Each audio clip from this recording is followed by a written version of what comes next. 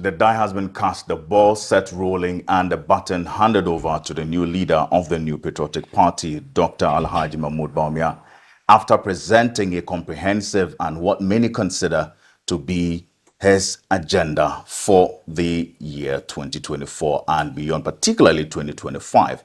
But are these promises that he has put before the electorate potent enough to solve the problems that the country is facing? We'll be delving deep into that right here on ABC News Exclusives. My name is Joshua Nanakwamira. Stay with us.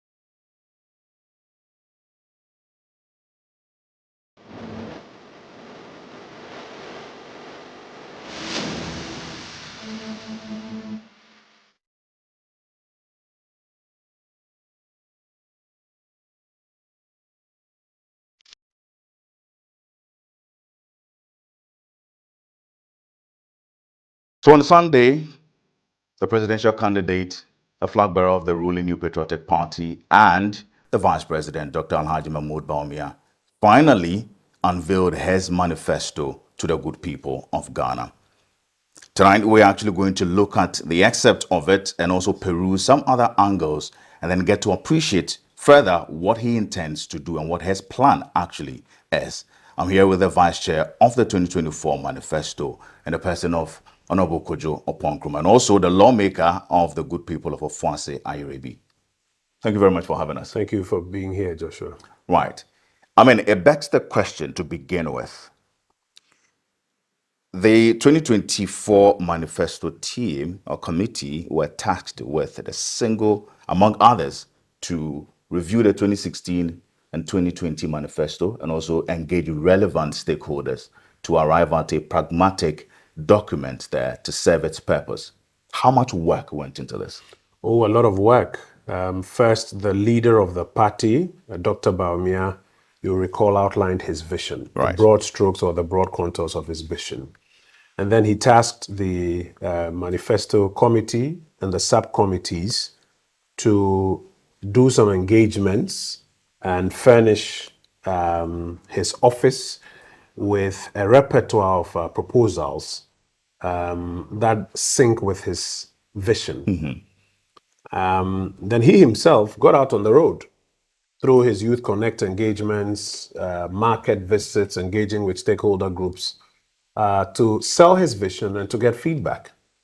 And so for about 5 months, the work that was done by the subcommittees to collate the ideas and then to come up to the Manifesto committee itself for those ideas to be pruned were then ferried to him. He sat through about a week of engagement. You recall he suspended his campaign for about a week. He sat through about a week of engagements to listen to and examine these policy proposals that are designed to respond to the challenges on the horizon and the opportunities ahead of us, and to judge whether or not these proposals sync with his vision, sync with the party's philosophy, sync with the laws of the land, and will be a good build upon what the Akufo-Addo administration has done.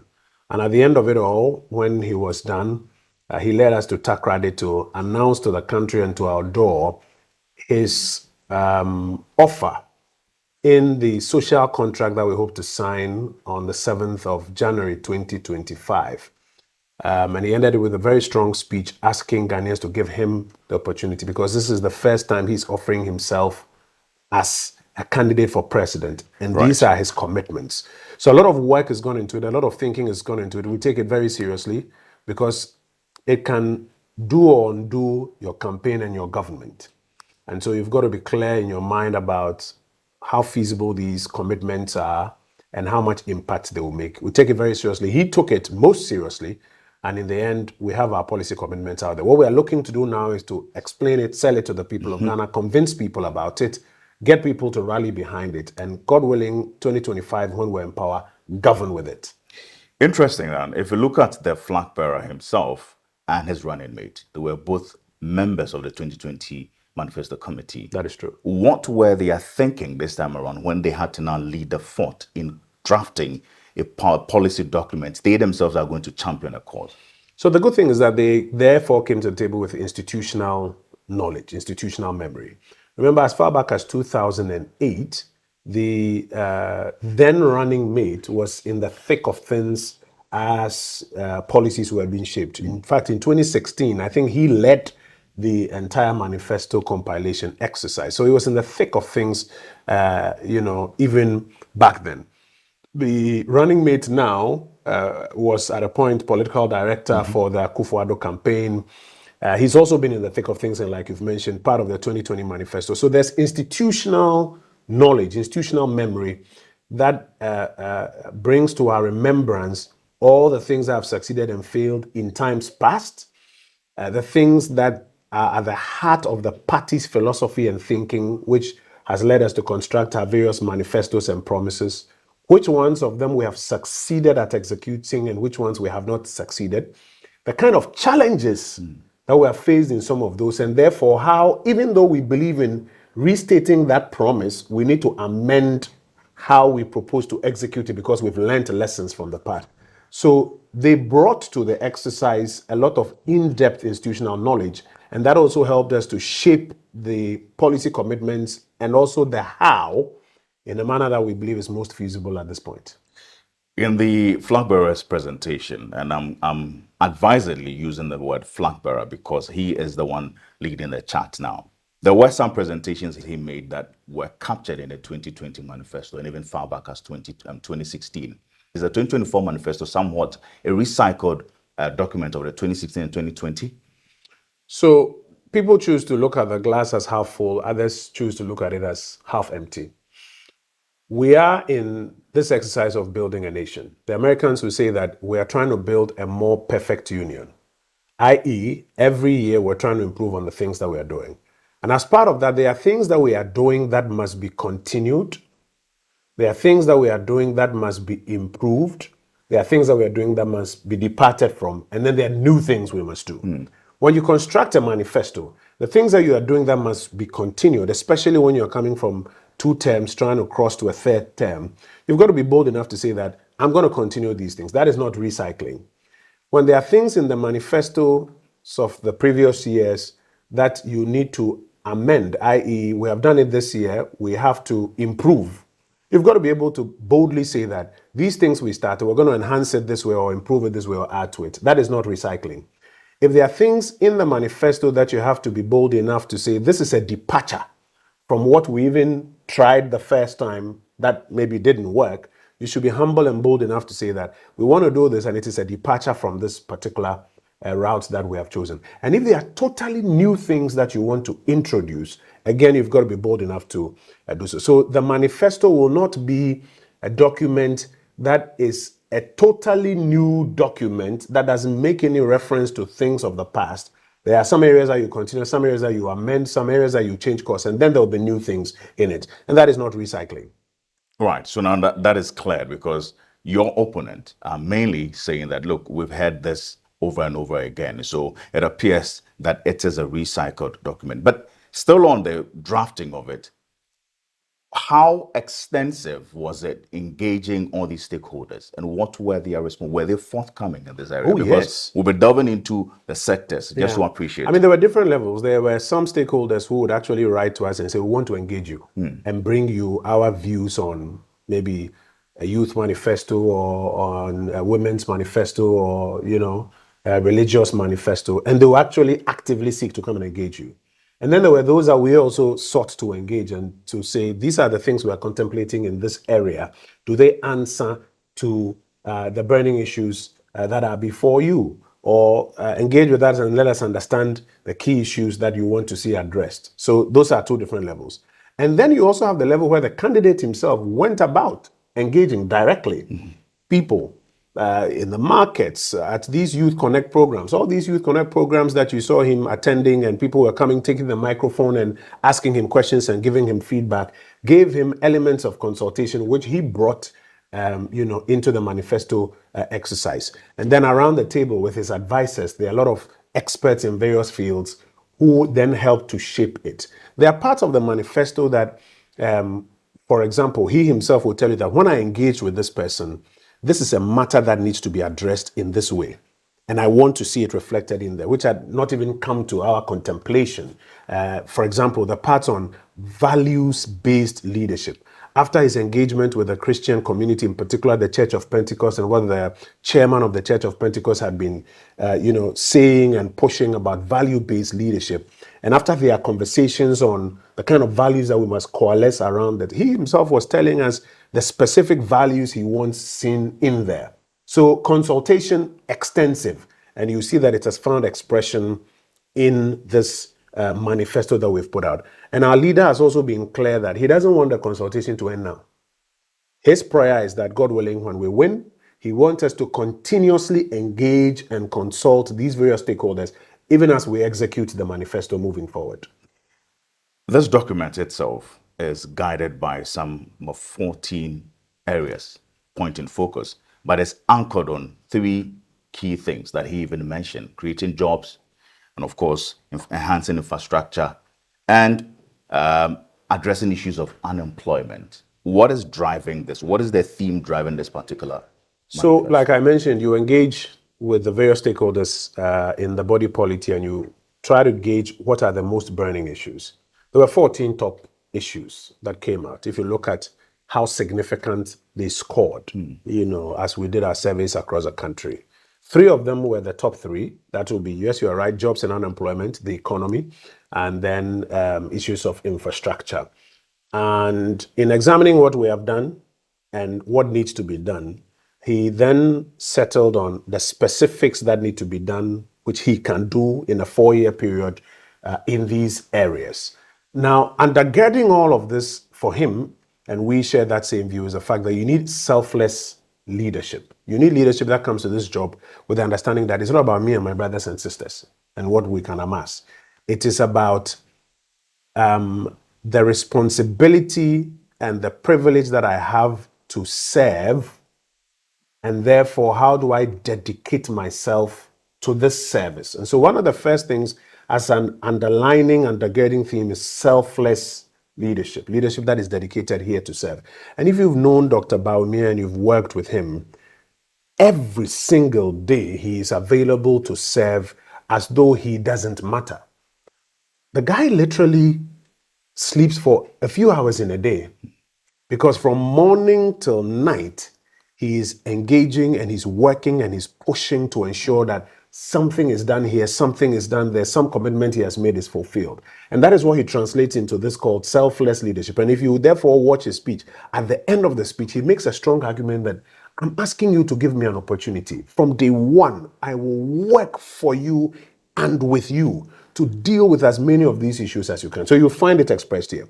He also then talks about a bold vision, because he makes the point that the issues on the horizon require some bold solutions. You can't tinker around the margins. You can't fiddle while London burns. You've got to have some solutions that seek to dramatically turn things around, not just make incremental progress. So bold solutions, but targeted more towards jobs and businesses.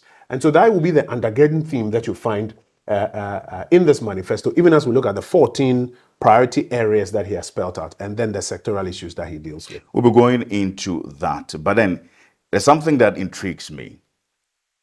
In pursuit of breaking the 8, what will be the biggest determinant for the ruling NPP, the message or the messenger? Both. The message without a credible messenger may be difficult to consume.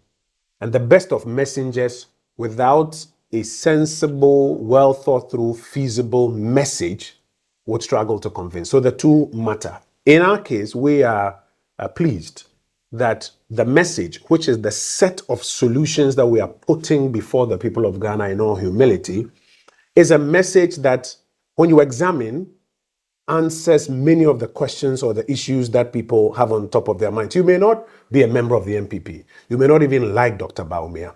But when you listen to the solutions he's proposing to some of the problems, you have to ask yourself, do these solutions make sense? Do they work? Would I benefit from them, even if I'm in the NDC or CPP or something? That's number one. Now, also the messenger. We have a messenger who has been vice president of the republic. And in that capacity as vice president of the republic and chairman of the economic management team, he has provided several propositions on how to tackle some of the issues ahead of us. Some of them accepted and implemented. We see the results. Of course, some of them not accepted. He's not the president. He can't, have the final say at the end of the day. And especially when you compare him to our main opponent in this election, who has also served as vice president before. And you put the two of them on the same scale and ask yourself, so when he was vice president, and here I'm talking about former President Mahama, so when he was vice president, what are the specific policy interventions that you can say that he led, or he introduced, or he encouraged the government to pursue? And I say in all humility that the most energetic of NDC supporters will struggle to point that out to you. In fact, yesterday I saw a video in which his spokesperson at the time, my own friend John Jinapo, explained his role as vice president. That the president said that he was going to handle the core issues and asked, Mr. Mahama as vice president at the time to handle the social events and then to deal with the media. These are not my words. These are the words of his spokesperson at the time. So the messenger is important because now we have a classic opportunity to compare two people who have both served in the same office. These are the two messengers. And to ask ourselves, what is the track record of this messenger as vice president? Over 30 policy prescriptions which are serving us well. What is the track record of this other messenger as vice president? We will struggle to point out any. So the two come together to give us confidence that as we sell our message some more for people to sit back and examine and take a decision, we are solemnly confident that December 7th will be a good day for us. When you put your ears to the ground and you engage the people, the messenger, in this sense, the presidential candidate for the new Patriotic Party, seems to be the problem in the eyes of Ghanaians because he is coming in from a party that Ghanaians feel that did not serve them well. How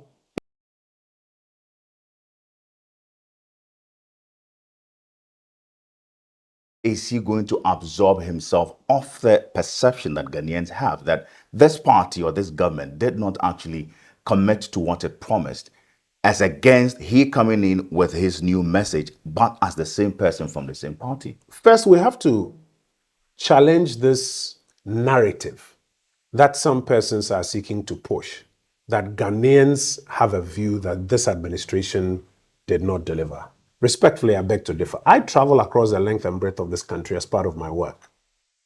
This administration came to the table with a variety of promises. Promises that span infrastructure, education, health, social interventions, growth, jobs, currency, inflation, etc.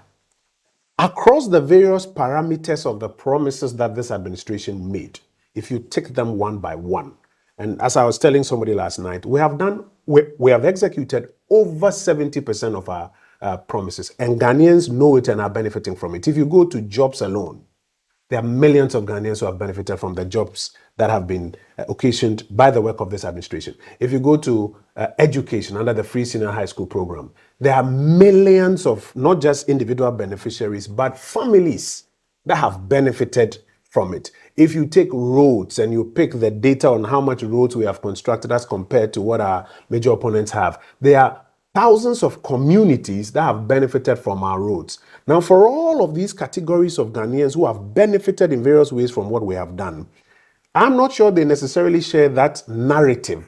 That but there are millions also saying that 1.9 million saying that, look, we are idle, no education, no work, no training. This is as a report from the Ghana Statistical Service. We also have the report also from the same statistical service indicating that, look, 22.3% of Ghanaians, all the youth who have completed tertiary education, are without job within what they call unemployment spell for 21 months in the third quarter of between 2020 and 2023. 48% also are without jobs. So you would notice that I have not said that we have executed 100% of the commitments that we came to the table with. I have also not said that there are absolutely no problems in Ghana. In fact, if there were no problems in Ghana, we would not even have the exercise of going through a review and making new policy commitments, because we're trying to build a more perfect nation.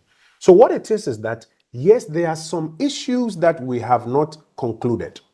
There are some issues that we have not delivered as much as we would have wanted to. There are some issues that hit us today that put us in a negative spot. And we don't run away from those. We embrace them. And then we say that, therefore, going to the next level, these are policy prescriptions to deal with those issues. Issues such as the cost of living. They matter to us, they matter to our leader, and therefore we have prescriptions on them.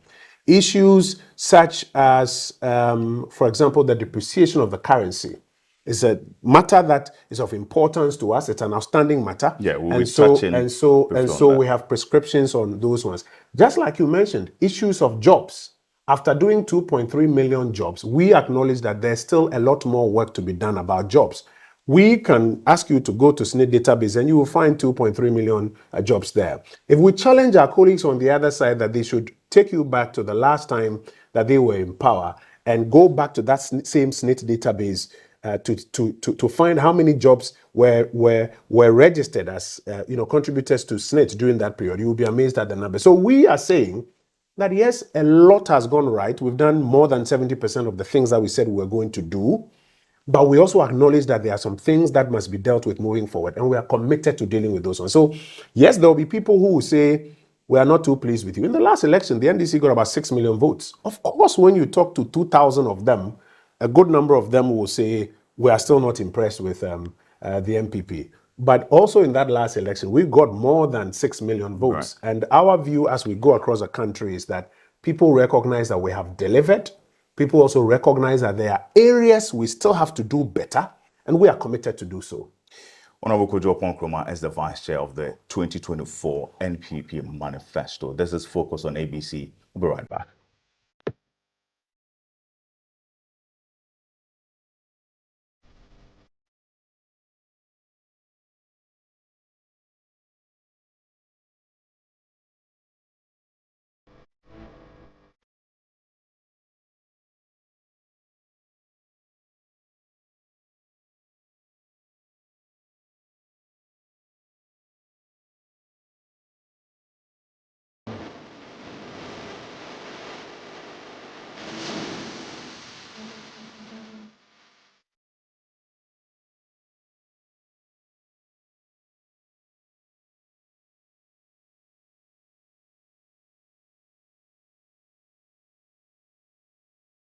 You're welcome back. This is Focus on ABC live on your screen. We're also streaming live on Facebook and YouTube. You can check out, subscribe to our handle, and also follow us and get your thoughts coming in. I am Joshua Nanakwamere. We are actually serializing the 2024 manifesto presented by the Flack Bearer, presidential candidate and Vice President Dr. Alhaji Mahmood Bawumia on the 18th of August 2024, last Sunday. And I'm seated here with the Vice Chair of the 2024 Manifesto Committee, Honorable Kojo Oponkroma. We would want to talk more. However, there's a lot that we can unpack, but we don't seem to have much time because I'm hoping that we can get to do this quite often. Let's look at the Gold for Forex program. This is supposed to actually now stabilize the city as we are going to see that. But this is at a time where we are having the city appreciate relatively well, but it's still of concern. The economy is still important. People are still buying dollars when they shouldn't be buying. What is this program seeking to do before we even touch on that? So this program comes on the back of two programs we have piloted under the direct leadership of Dr. Mahmood Bawumia. The first is the gold purchase program, and the second is the gold for oil program. Now, when you say the depreciation of the currency, it is the end product of demand and supply for dollar, mostly, as against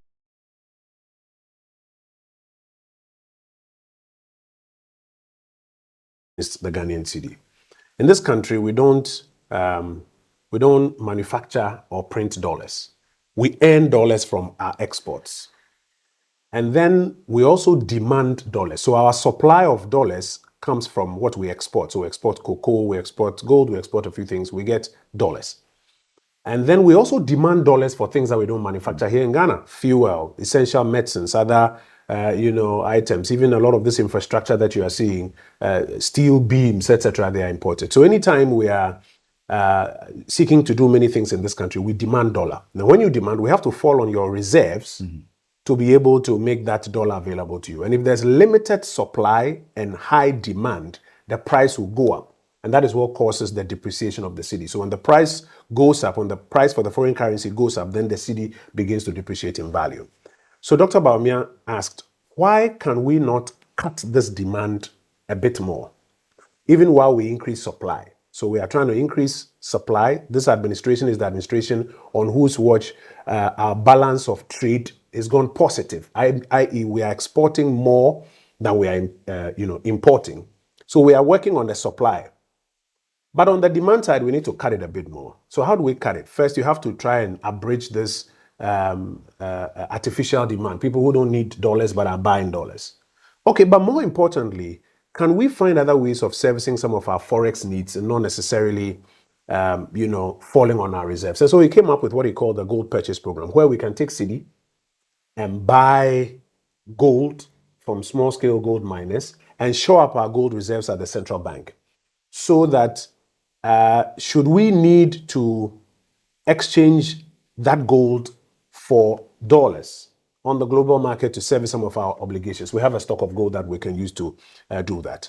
When he did that initially, people, as always, when he comes up with these very brilliant ideas, people like to start by mocking it and laughing it and making jokes on social media and calling him names.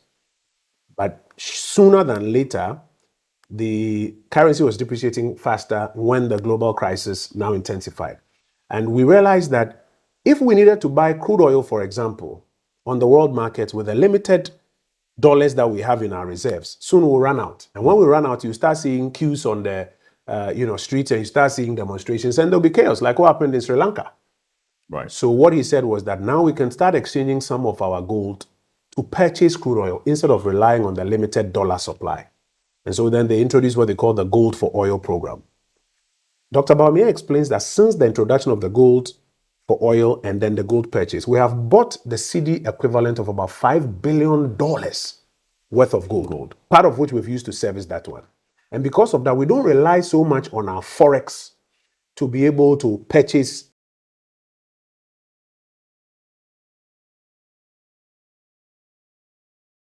things that we need to import. And now, having piloted this and learned from it, is moving to a third level to say that those who need big dollar, like the big international companies that sometimes need to repatriate $100 million, $200 million, we're going to ask them to give us the cedis that they have from the local profit that they've made. We'll go through the same gold purchase program and get them dollar on the other side, so that we don't deplete our reserves and in so doing push the price of the dollar up. This is a brilliant idea that has been piloted in Ghana, and now you have countries coming to Ghana ostensibly to come and learn from it. So the Gold for Forex conversation that he's having is a bold, innovative idea aimed at helping us to deal with the significant demand for Forex, which we don't manufacture or print.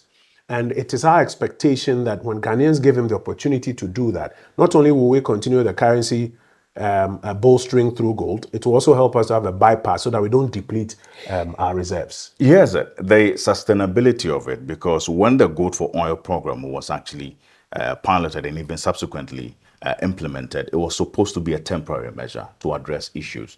The IMF in its 2023 report actually indicated that, look, we have to amend the Bank of Ghana Act so that at least we can establish the risk assessment management or risk management, and then don't get to expose the BOG. That is true. On that. That is true. The Flag Bearer, the vice president, indicated that, look, we are supposed to rake in some 4.8 billion per annum on this. If it's a temporary program, why do we want to still create another gold reserve exchange program also to address a temporary issue? So two answers I'll give you. Number one is that if you introduce a temporary measure and you realize that the temporary measure works and is sustainable, you have to rethink whether or not it should just be temporary. Having piloted it, in all humility, we begin to observe that it works and it is sustainable. And so we have to explore ways by which we can operate it fully as a program to help us deal with the currency fluctuations that we have every now and then. That's the first point. The second point is that, and like you rightly quoted, the IMF did not say that Ghana should stop a gold purchase program or that Ghana should stop a gold for oil program. The IMF said that the Bank of Ghana's role is too dominant and therefore must be pulled out. The Bank of Ghana shouldn't be in a position where they finance it, else it could bring upon them some heightened risk. And so now we have the PMMC that is intervening and is doing the actual purchase. Traditionally, we've been working with the oil importing companies Right. who supply the CD, because otherwise they would have brought the CD to the banks looking for dollar, and that's what will cause the depreciation. So they now supply the CD, and through PMMC and the central bank. So they fund it. The Bank of Ghana doesn't fund it anymore. They fund it, and that is used to purchase the gold for this bypass arrangement. We also, two things, are realizing that there's a significant gold reserve in this country. I think the estimates are talking about 5 billion ounces Right. of gold, which if we have a clearer mechanism for mining and refining, we can then use to back this on a sustainable program. Thankfully, the refinery aspect of it, just a few weeks ago, we opened our refinery. And now the leader of our party is saying that he has a clear program for small-scale mining, which will help to deal with galamsey and move more people into responsible mining. And the mining that will take place will have a market, because once it's traceable, it will be bought under our gold purchase program and will help us to service a lot of our Forex obligations. So yes, we hear the IMF's caution. That caution is factored into the model that has been developed. Now, let's just on the side there. Remember, the Auditor General's report indicated that, look, the offshore account, when we are receiving the proceeds of the gold for oil, should actually be split. So we have the gold for oil, gold reserve for the oil, and that of the gold. And it's all part of the risk management program. Is this also going to take into cognizance that to also now give that I believe effect? so. That's a caution that was raised, that it's important to split the accounts. I am of the view that, in fact, even when we have a third window now, which will be for Forex, you will still need to have 3 different windows so that you can clearly see which inflow is going into which reserve account. Let's look at the expenditure, which is also very critical in this context there. We're talking about certain incentives. We're talking about reducing government expenditure by 3%. That was the bold promise that was made. It's something that has been hard for every government. That's true. And it's something that we have certain legislative instruments, we have certain acts there put in place to check. Your government is saying that it is actually going to put in place or establish what it calls the Fiscal Responsibility Council. In 2018, you passed the Fiscal Responsibility Act, which was supposed to charge government to spend within and not exceed 5%. And now we are having a council. Is that to say that the Fiscal Responsibility Act did not serve its purpose well, that we are having the council? The Fiscal Responsibility Act has served a good purpose. But as I mentioned, we are building a more perfect nation. Where we continue to see gaps, we have to work to close those gaps. So we're not abandoning it. We're saying that we need an independent fiscal advisory council that will also look at the fiscal framework year by year and publicly speak to how the fiscal framework is performing, separate from what the government is doing. It serves as a check, an independent external check on what the government is doing. That's number one. But number two, he has also said that he wants to limit expenditure, not to grow beyond 105% of the previous year's tax revenue in real GDP terms. So he's constraining the rate at which expenditure grows. And Joshua, the rate at which expenditure grows is very important, because if you allow that rate to balloon, and therefore expenditure year by year is ballooning, you're going to need a lot more revenue at the top to service that expenditure. It's like if you are, running a business and you are allowing or permitting an increase in the cost of the business. You come to work tomorrow and you say, I've increased everybody's salary by 30%. And that now, even when you're going home, you can leave the lights on so that the air conditioner will run. So that by the morning when we come, the room is better chilled. Those are your expenses you are increasing. If you allow expenses to balloon, it means that your sales target will have to go up. So what he's saying is that apart from a Fiscal Responsibility Council, apart from limiting expenditure growth to 105% of the previous year's tax revenue in real GDP terms, he's now also going to cut the expenditure by 3% of GDP.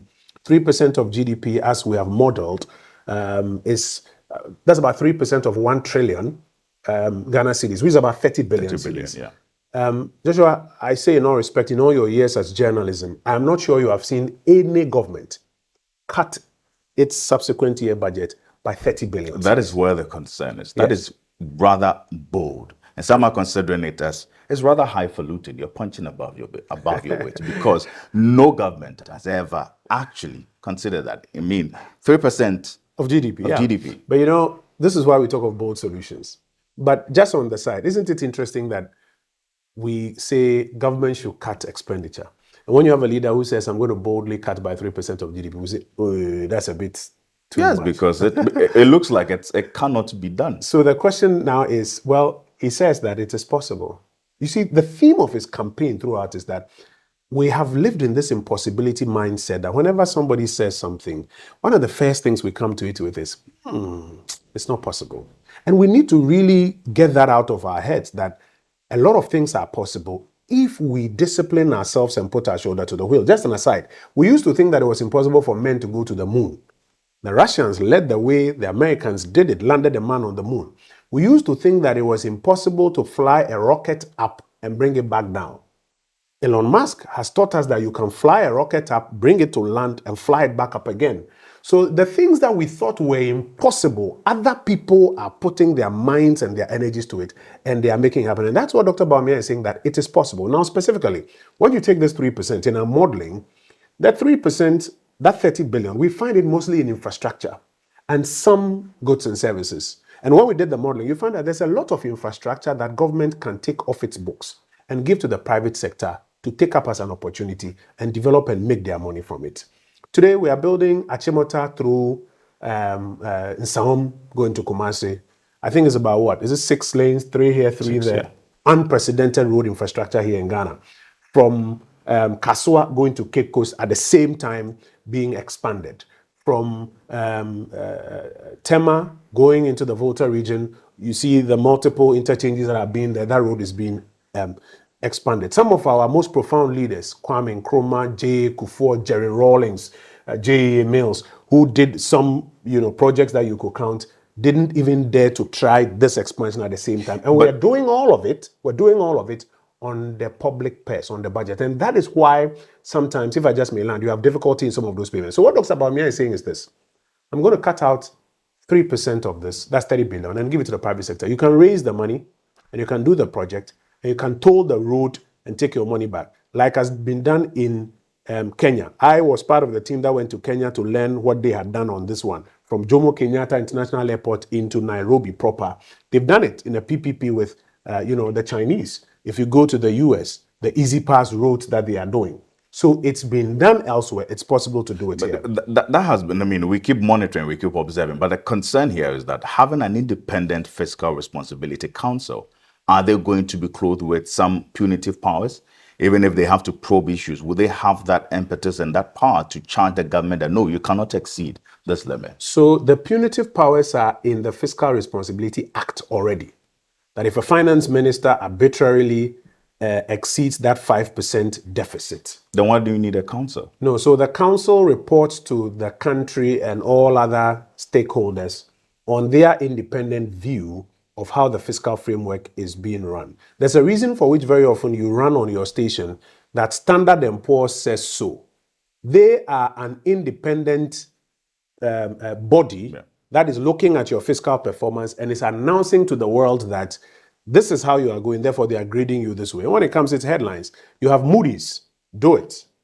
Now, what we are saying is that we want to legalize a body here in Ghana made up of experts who can also look at the fiscal framework and, I don't know, quarterly or every 6 months or every year, announce to the country their reading of the fiscals. It's like when the Monetary Policy Committee of the Central Bank goes for their meeting. They come back with a report that announces to the country that we see composite index of economic activity going up or coming down. And we see interest rates going this way or going. Therefore, government should pay attention to so and so. So you need multiple bodies like this to help check any government. Today, you may have an economist as president. Tomorrow, you may not. And so you need all of these bodies as part of your democratic architecture. But just to land on the last point that we're discussing. So you cut away 3% of GDP, you give it to the private sector. Roads, some education infrastructure, things like school buses, for example. Government spends millions of cedis almost every 4 years buying school buses. Then some get, some don't get because the public purse is limited.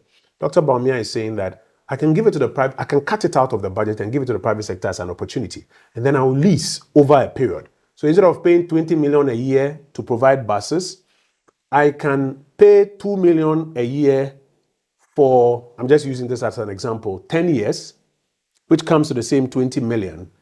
And then in the year that I paid 2 million, I've saved 18 million that I can use to do something else in the schools. These are bold, innovative solutions. And Joshua, what we are saying is this.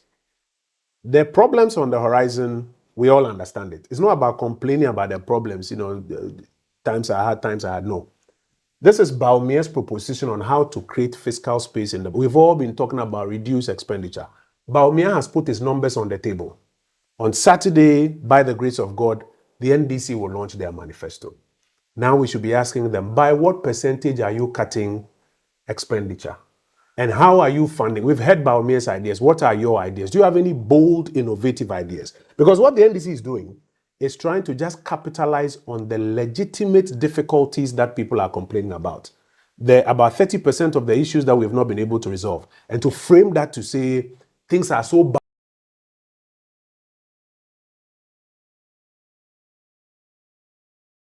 bad, nobody wants to see you again, go and give it to us. But what is your alternative for which you're saying we should give it to you? What are you going to do? And today, the NDC is saying that you vote for them. After they win, they will consult and engage with us to find solutions. I don't think Ghanaians are going to take that risk. I think Ghanaians are going to listen, compare the two, and make a choice. Very well. You're still watching ABC. Focus on ABC right here on ABC News GH. My name is Joshua Nanakwamera. We'll take a break. We'll be right back.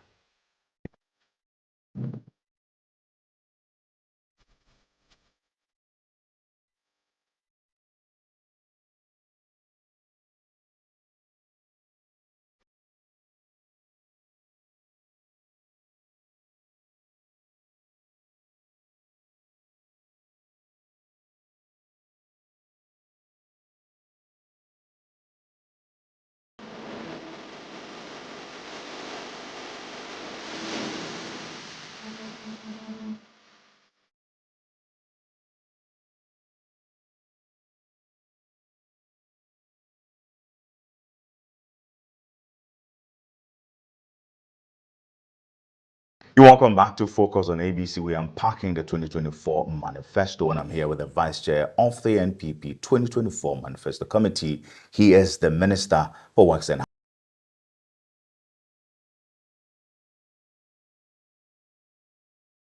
Housing, and also the lawmaker for the good people of Ofuase, Iribi, Kojo Opon, and Nkrumah.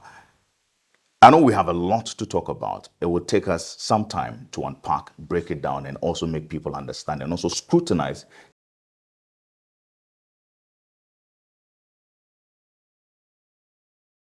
certain areas and aspects of it, because the people demand accountability and transparency. One other element there in the 2024 manifesto, and it comes down to your doorstep, is also on the forefront of housing, creating shelter for the vulnerable. That's true. What informed this decision? Housing is a basic right. And the MPP administration has done a lot in housing. In the last 7 years alone, just for the security services, the Akufo-Addo administration has delivered 1,000 homes. In all humility, you can check the history of this country and you will not find any administration that has been able to do that. For the general market, if you go to TDC, we've done about 1,072. If you go to the State Housing Company projects, they've done over 800. They are just doing about 200 extra at Amrahia. If you go to the National Home Ownership Fund, they have done a little over 400. They have started work on another 130 or so. Later tomorrow, I think we have a board meeting with them on how to do more. We've done a lot. But Dr. Baumia says that it is now time to go to the next level and expand it so that there's access to housing for all Ghanaians. Social housing, so that those who are sleeping roughshod on the streets will get the dormitory type accommodation, like the homeless shelters you find in other parts of the world. You get somewhere to sleep, you take a shower the next morning, you go about your work. And he has piloted it already here in Ghana for the KIA. So it works and it can be done. He wants to expand it. The rental assistance program, which he has started already, over 2,000 beneficiaries, he has piloted it and he wants to expand it under the social housing program. And affordable housing, He wants to support the private sector and give them incentives so that the private sector can expand what they are doing, but at a lower price point for you and I, Josh, to be able to get access to some of these affordable housing projects. And his argument is that when you do this and then you add to it the ease of financing so that people can get access to financing to undertake mortgage acquisition, because today you have a Ghana card, because today there's a digital property address system, Right. because today it's easy to trace you and find you. If the banks are getting some support, then they can give you some credit and you can also then purchase one of these properties. And so it's a access to housing for all program that he wants to roll out. We're very excited about it here at the ministry because it fits clearly in line with what we have been looking to build upon. And we look forward to a Bawumia administration that can put this to full use. Thank you very much, Honorable Kojo. Thank you, Josh, for having me. He is the Vice Chair of the 2024 NPP Manifesto Committee, also Member of Parliament for Fwase Ayurebi, and the Minister in charge of Works and Housing. This is Focus on ABC. Till we come here again, enjoy every bit of our program. My name is Joshua, and I'm here.